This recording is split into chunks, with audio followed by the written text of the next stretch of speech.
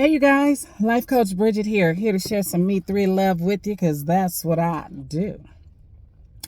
Do you know in the Bible it says, a fool and his money shall soon be parted? Yeah, a fool and his money shall soon be parted. That sounds real convincing, huh? I sound like that was really in the Bible, huh? Because it's not. That's actually a line that was written by a poet named Thomas Tuzer back in 1557, I believe it was.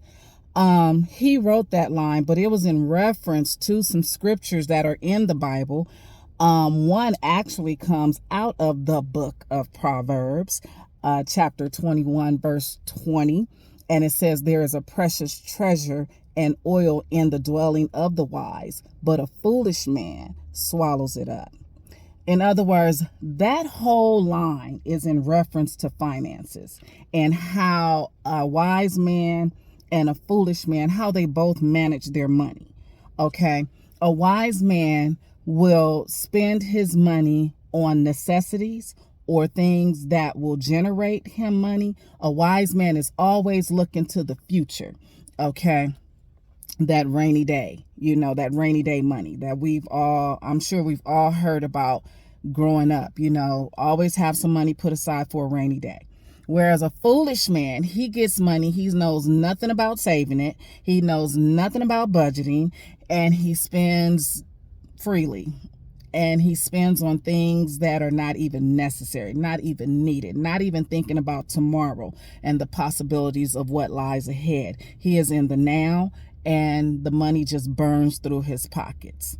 Okay. A foolish man is one you want to watch. All right. And let me clarify something here. As I've said to you guys before, okay, when referencing he, her, she, him in the Bible, doesn't matter. Okay. God is no respecter of person. So when I say he, I'm speaking on all of us. Okay. Regardless of what gender you identify as. Okay. So again, a fool and his money shall soon part, or soon be parted, or soon depart. It's all talking about how a fool manages his money. Yes, your fool and his money will be parted because all he does is spend it up. Again, not acknowledging or not even thinking about tomorrow, not putting aside money for a rainy day, not thinking about the possibilities of the what ifs, not even thinking about how the money could even make him money. All he does is just spends. And he spends on silly spit. Okay. And a wise man doesn't. A wise man thinks, a wise man manages his money, always thinking about tomorrow, thinking about how this is going to generate more money, and just thinking about saving. All right. So I'm saying this to you guys because far too often, lines are said. Okay. And if it's said from someone who is in the church, someone who sits behind the pulpit, someone you admire that goes to church quite often, and you think that this person is so spiritual. Okay. Oftentimes lines are quoted, and you may think they're from the Bible, but they're not. Let me tell you something. The Bible clearly states, study to show thyself approved. That means don't take the word of those that you hear spewing it. Don't do that. Also, it says, many of my children shall perish from lack of knowledge. All right. You know why? Because you won't take the time to go and learn for yourself. Go find out for yourself if what this person is saying is actually true. Just because they stand behind the pulpit don't mean what they're spewing is what God actually intended. Okay. Or even comes from God's word. All right. The Bible, basic instructions before leaving earth. Okay. You have your basic instructions before leaving the earth.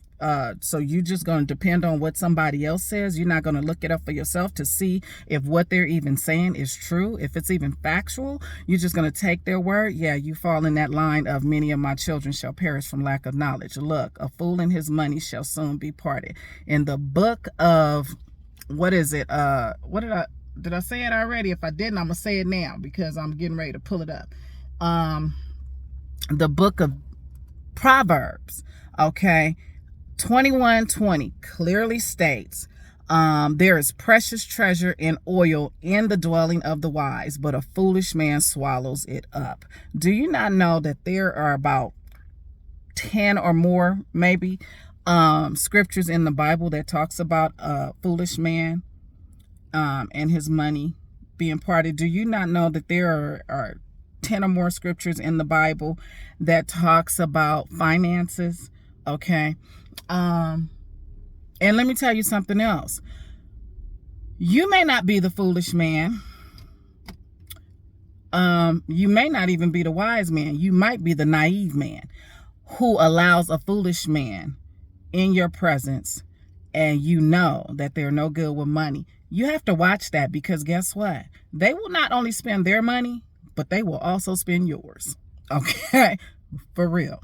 So, again, people, don't just take what you hear other people say.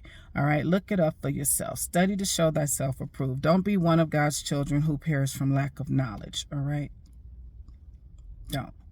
All right? And watch those fools out there. And don't be that fool. All right?